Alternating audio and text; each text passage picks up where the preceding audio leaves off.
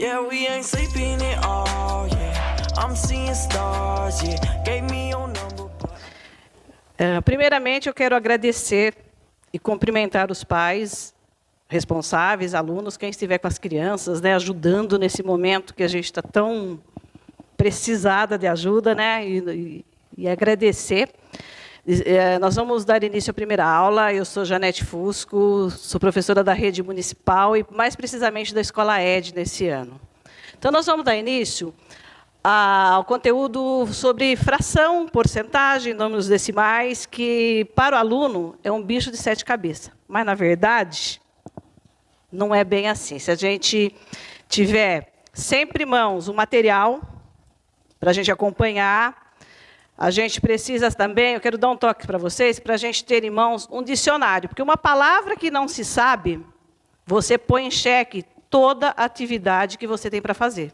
Então, seja matemática, português, história, o que for, tenha em mãos um dicionário. Se você não souber o significado da palavra, procure, que você vai ver que você vai ter mais facilidade para responder as questões. Então, vamos lá. Diferentes representações de um mesmo número. Você já estudou os números nas representações fracionária e decimal. Neste módulo, além de retomar essas representações, vai conhecer a porcentagem, outra forma de registrar partes de um número. Mas, inicialmente, vamos revisar a representação fracionária de partes de um todo referência, que é outro problema para o aluno, todo referência. O que será um todo referência? O todo, ou todo referência, pode ser qualquer quantidade ou medida que se quer dividir em partes ou em grupos iguais. Observe alguns exemplos.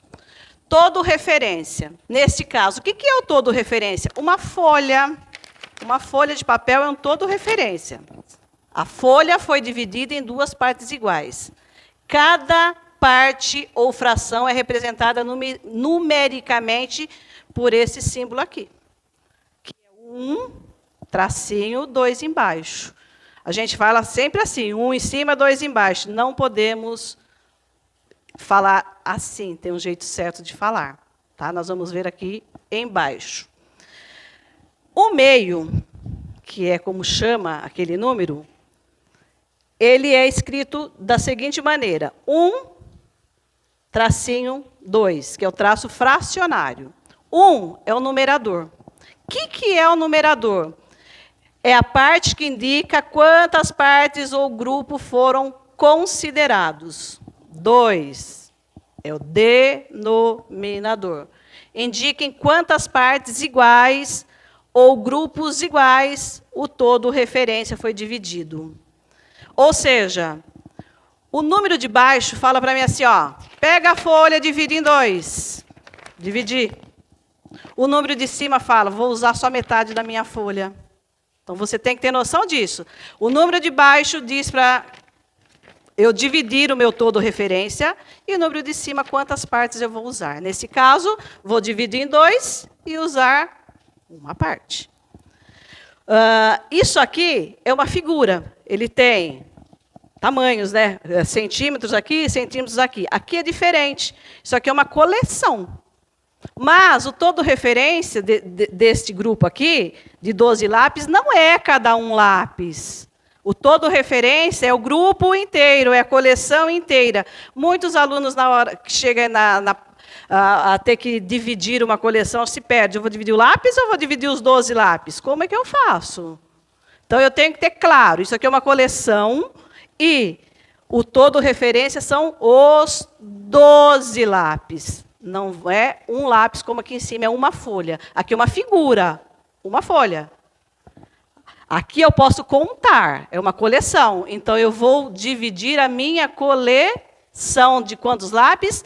12 lápis. O todo referência são 12 lápis. Os 12 lápis foram divididos em 3 partes, que são grupos de 3, iguais. Cada uma é representada numericamente por 1/3 e corresponde a 4 lápis. Como que eu faço isso, professora? Eu tenho que saber Quanto que é 1/3 de 12? É tão simples saber isso, gente. Basta eu dividir pelo de baixo e multiplicar pelo de cima. Assim, 1/3 de 12. O que eu faço?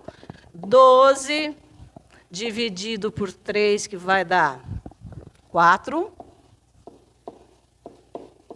vezes 1, que é igual a 4. Tudo bem? É assim que a gente vai achar uma fração de um número. Sempre dividindo pelo de baixo e multiplicando pelo de cima.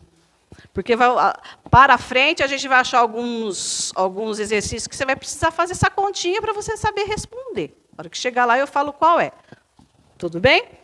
Vamos agora para a atividade número 1. A mãe de André pretende fazer uma massa de bolo e de torta salgada para o seu aniversário. Veja a quantidade de alguns dos ingredientes que ela irá utilizar.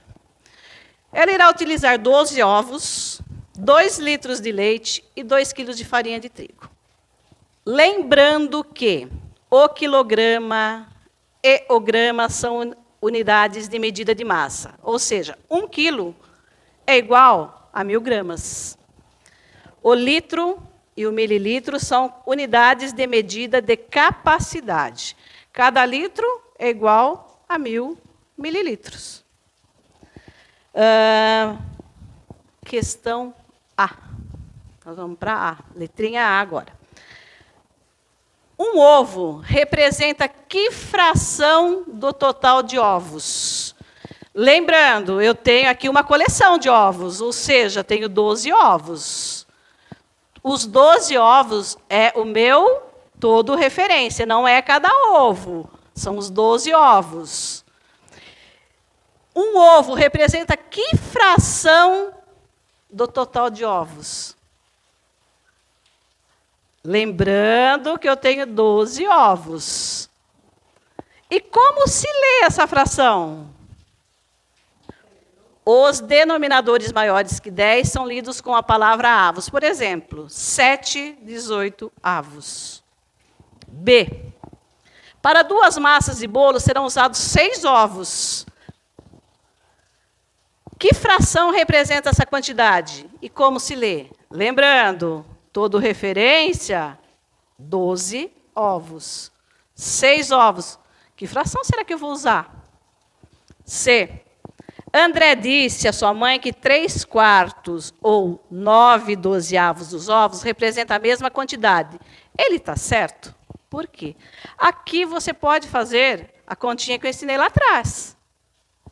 Se você fizer aquela continha, você vai descobrir. Se você não fizer nada, querer só responder por responder, possivelmente você vai errar. Ó, quero deixar um recadinho também. Qualquer dúvida, procure seu grupo de estudo. O que está acontecendo? Tem um grupo com poucas crianças indo atrás. Tá? E a gente precisa que vocês se comuniquem com a gente para a gente poder ajudar vocês. Senão fica meio difícil. Então, terminamos aqui a primeira aula e amanhã tem mais. Yeah, we ain't sleeping at all, yeah. I'm seeing stars, yeah.